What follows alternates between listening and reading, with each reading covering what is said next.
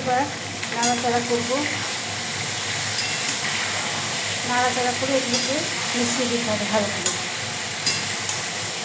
এগুলোকে নাড়াচাড়া করে মিশিয়ে দেওয়ার পরে